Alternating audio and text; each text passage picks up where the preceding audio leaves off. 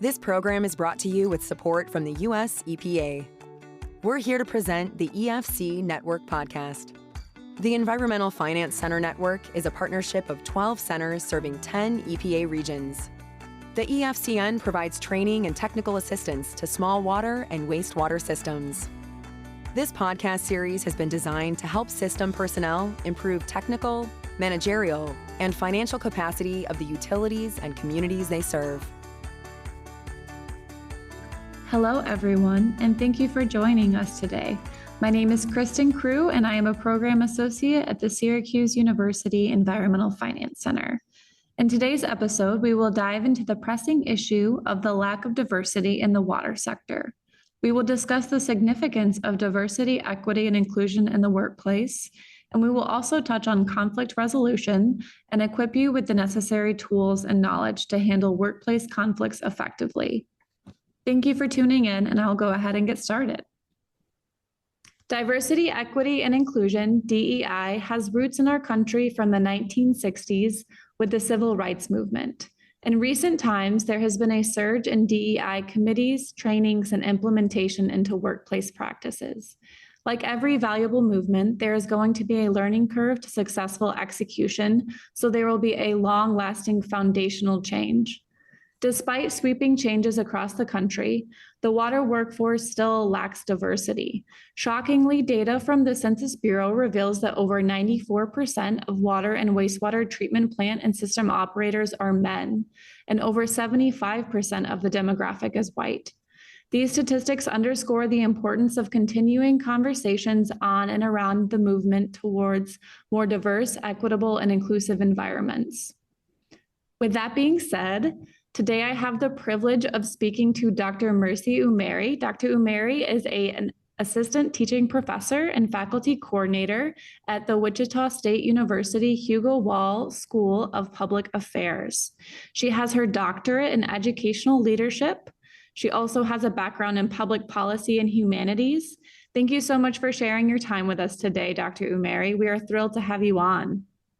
Thank you for having me. I am happy to be here. I would love to start off by getting to know a little bit more about you. In particular, maybe you could share pieces of your journey which has gotten you to this point of having a deep understanding of the importance of diversity, equity, and inclusion in the workplace. Okay, thank you very much. This is like trying to tell my life story in a few minutes, but I'm going to try. As you already heard, my name is Dr. Umeri. I grew up in Nigeria.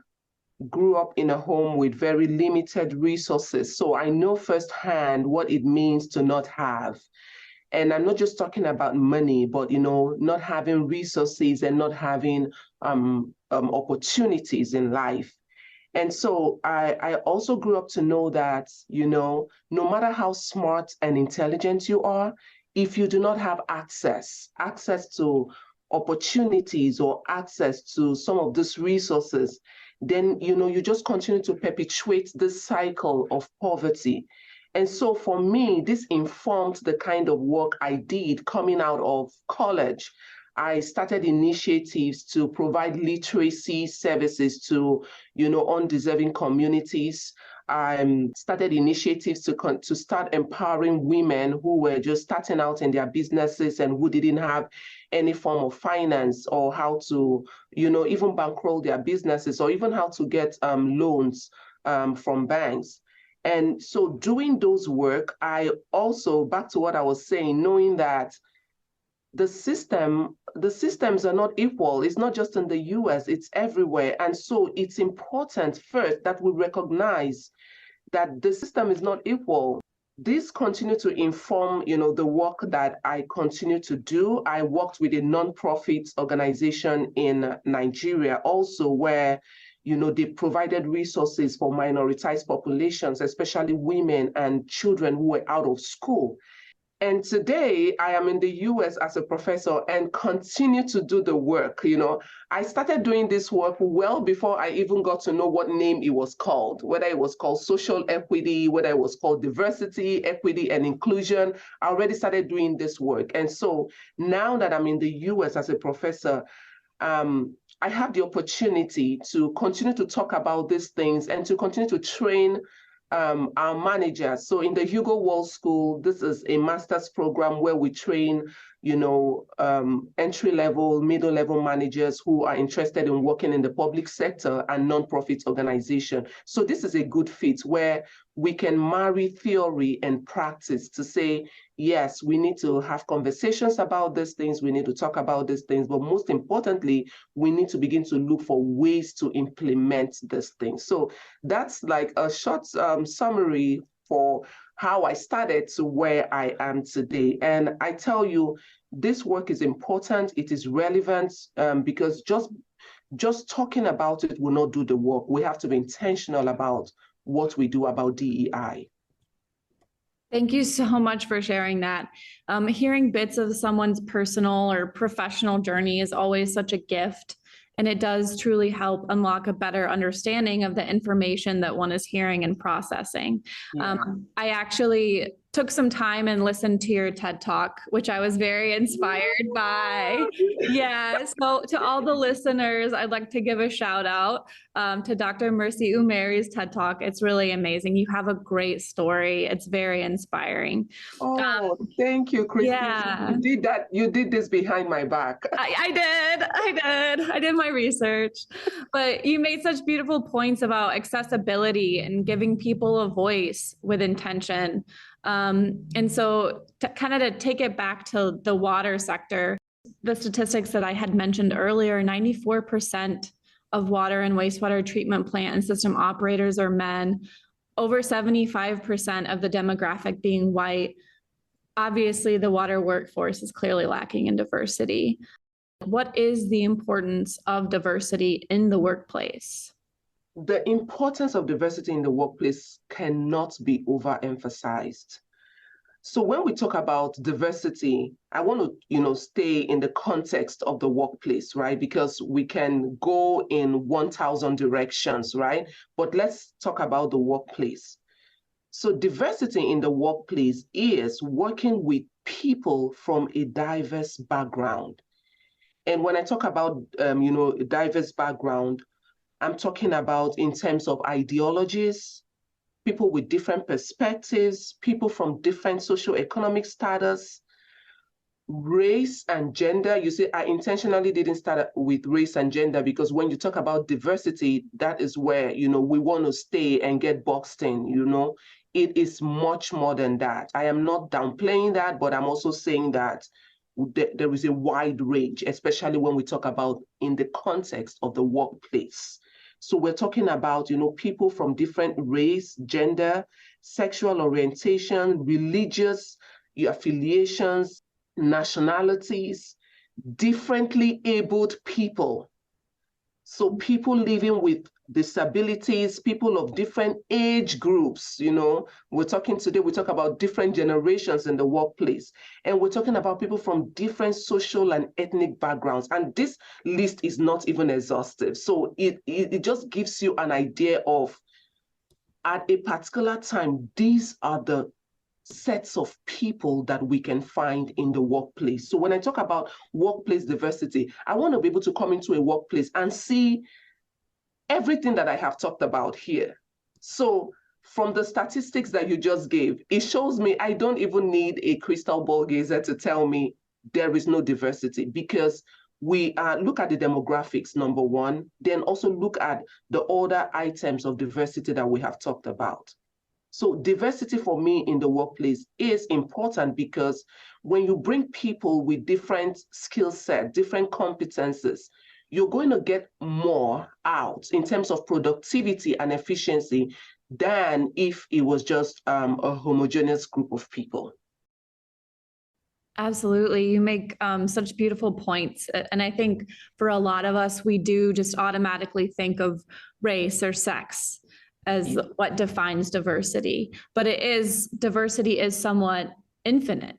When you think of all the different people with their experiences and what makes them them.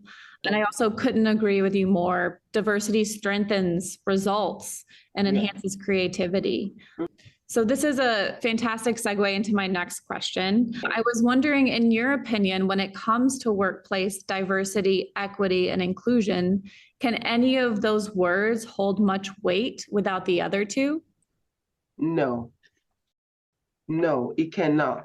So like I just explained, diversity now, we're talking about working with this different group of people, diverse people from different backgrounds and orientations and all of that.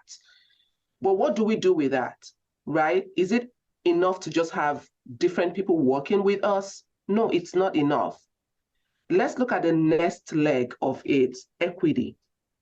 I talked about the importance of, giving people access, giving people resources, opportunities. So when we talk about equity, we're talking about fairness. Equity is not perfection, right? Equity is not even fulfilling all of everyone's needs. Equity is about fairness, right? The quality of being fair and impartial. So if I am providing these resources for this group of people, am I being fair in the way I am providing the resources to this next set of people? That's one leg. Then let's talk about inclusion. Because what organizations will do, like, oh, yes, we have a different set of people, compliance, right? We've ticked the box. We have one Black person, we have one Asian person, we have, we make ourselves feel good, right? When we tick that box. But the next set, equity, what are we doing? Are we ensuring that everybody feels like they need or they have what they need to succeed? Then we talk about inclusion. Inclusion is a deliberate action to bring people on the table. You have to be intentional about bringing people on the table, because what we've seen over time is, yes, you said we didn't have diversity, so we employed 2 Black people. But those 2 Black people you employed, have you brought them in to be able to make decisions that concerns them? Or they're just there to tick your box, but you're not including them in the decision-making process in the organization, okay? So this also comes to the way we even design our policies. We have to be intentional in the way that we're designing our policies, where apart from giving equal access to people, right, we're also bringing them in on the decision-making table, because that's where it matters most. You can be making decisions for people you do not understand their background. And so that's why we need to bring all these people on the table. And I would say here that sometimes, when we think about diversity, one of the groups of people that we usually miss out are people who are living with physical and mental, intellectual disabilities. How are we ensuring that their voices are being heard? So you cannot talk about diversity without creating a fair atmosphere for people to succeed and intentionally bringing them on the table to make decisions. Then I'm going to add another leg to that stool, belonging. So we have diversity, equity, right? Inclusion, belonging.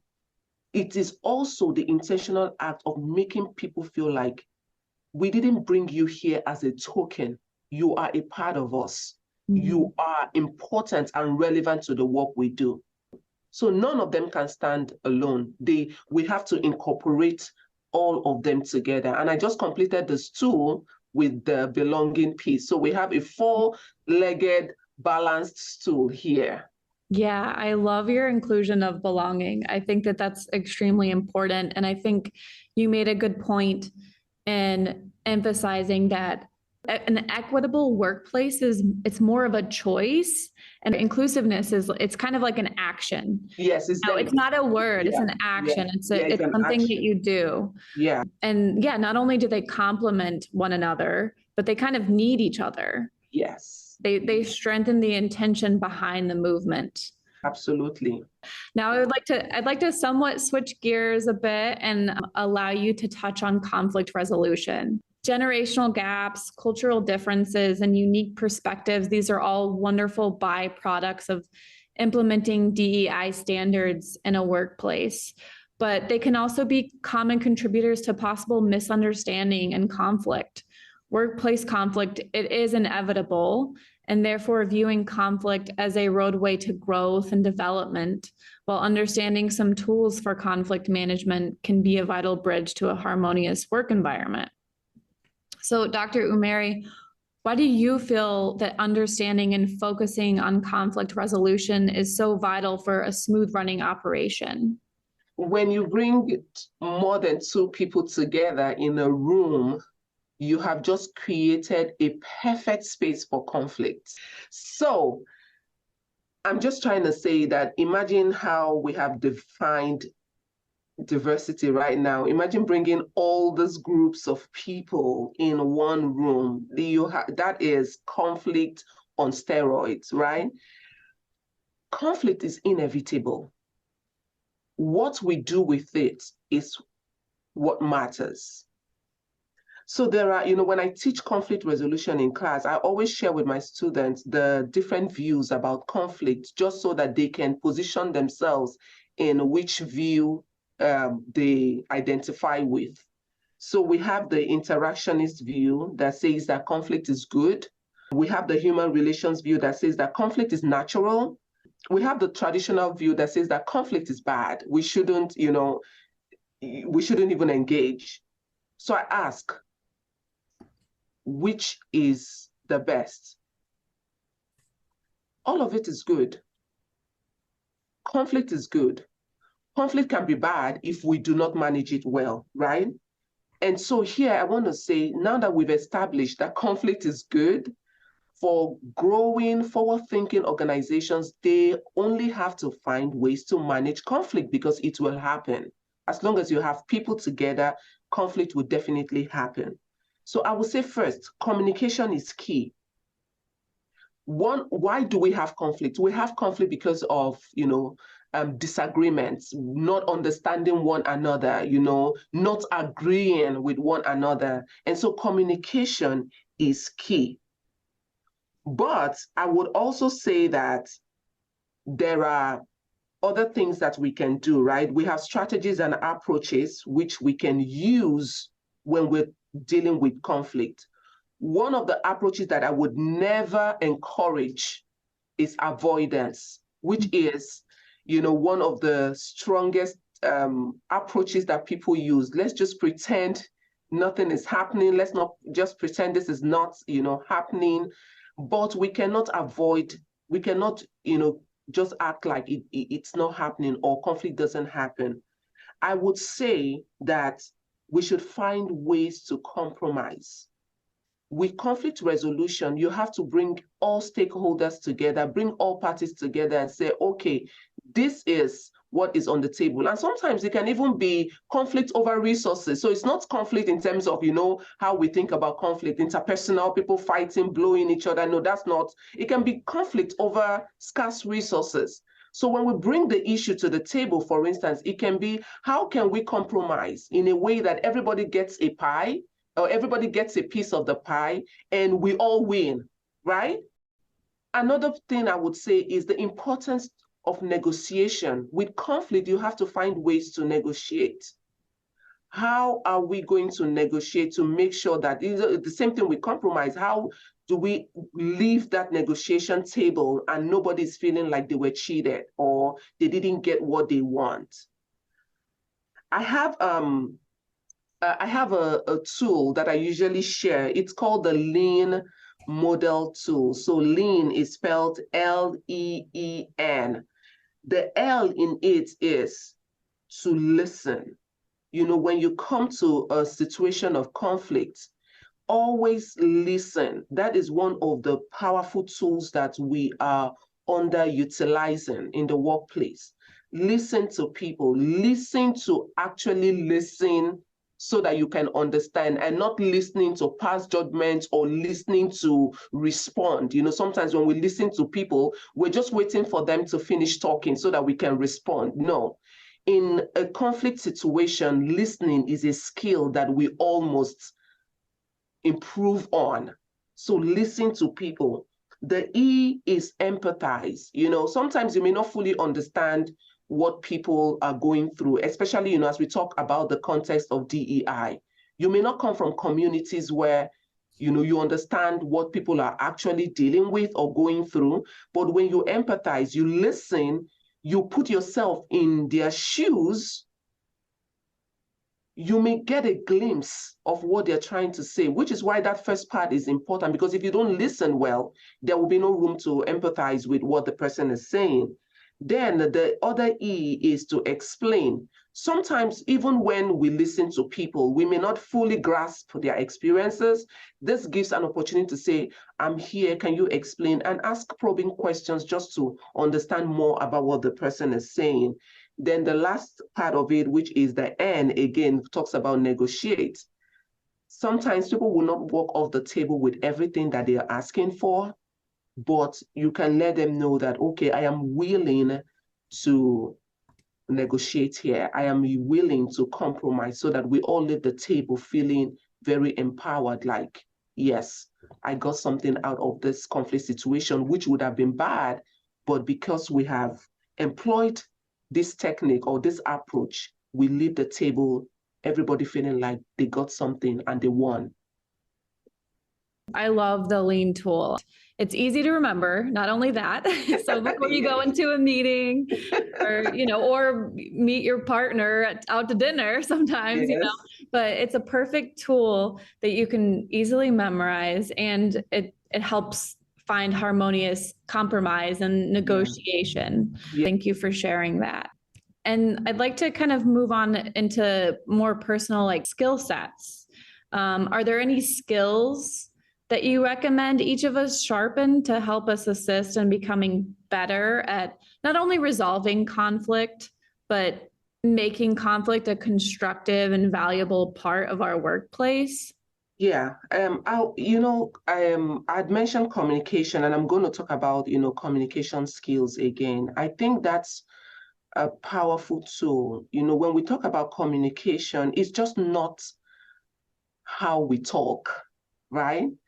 Communication is very broad and all-encompassing. So even like the tone of our voices, sometimes it's not what we say, it is how we say it. People can get upset and say, I don't just like the way he talked with me or he talked to me, because at some point, maybe the inflection of your voice, maybe your voice was like a tone higher than normal or necessary. And that in itself, you already lost the battle even before the battle started, just because of the way you were talking. And so in communication, I want us to learn that the tone of our voice is important. Our nonverbal cues, they speak louder than our verbal cues. So nonverbal cues, your body language. When you come into a meeting, what is your body language? Do you act like you don't want to be there? Or are you paying attention? You remember when I talked about the lean model, I talked about listening. When you listen, I can tell when you're listening to me. When somebody's listening to you, they are not busy looking at their wristwatches, looking out the window, tapping on the table. They're paying attention. They're looking into your eyes, listening to what you're saying. And so you see how these things tie in. The communication skill with the lean model just ties in nicely. It's something we can continue to improve upon. That's why it's called a skill. With communication, we can get better, right? So how do I speak? The inflection in my voice. And for some of us who have, accents, sometimes when you speak, the accent can make your tone sound stronger than necessary. So learn, be so self-aware that you learn to, tone it down a little bit when you talk with people. But we can all continue to grow in these skills. Listen. I talked about how we talk, but again, active listening is a skill that we have to continue to grow in. Some of us are used to be we're used to being the ones always talking, in the room. And this can be supervisors, managers. We are used to giving the instructions. We're used to giving, the guidance. But now, as you learn these conflict management tools, be the one who is learning to listen. when you feel like talking or interrupting somebody when they're talking, maybe you should pinch yourself. Okay, this is not for the textbooks, but like, I'm just saying, learn to, like self-control. Let the person speak, let people talk, be able to listen without interrupting. And even when you have questions, you can take notes, allow them talk. Then when they finish talking, try and give them, more like summarize what you think you have heard. Like, if I am understanding you clearly, so that there is no interference in the way that the message has been passed across. Like I said, part of conflict is because people misunderstand or misjudge each other. But when you listen, you're able to ask if follow-up questions to say, please, let me be sure I got back or I understood what you were trying to say. And you'll be amazed how those seemingly small techniques can just help, take away, those misconstructions that we usually have when we talk, communicate, or do work with our colleagues and other employees. Yeah, absolutely. I actually just had this conversation the other day about the importance of a callback in a conversation, Yes. repeating something that someone had previously said to show that you were actively listening to them. Yes. And it's true, you really can't underestimate the tone of your voice and your body language. Yeah. Whenever you're speaking to someone, because if you're using a certain tone, it just might make someone insecure enough that they might not share their opinion or speak their truth. Absolutely. Absolutely. I want to thank you again, Dr. Umeri, for sharing your time with us today and having this conversation. Your insights, as well as your lived and shared experience, is greatly appreciated and will undoubtedly contribute to the growth and development of every listener today. I would also like to thank you, the listener, for tuning in. I hope that each of you got as much out of this as I did. I also hope that you can join us for another episode in the near future. Thanks, everyone. Thank you to all our listeners for tuning into this episode of the EFC Network Podcast, brought to you with support from the US EPA. Be sure to stay tuned for future EFC Network podcast episodes.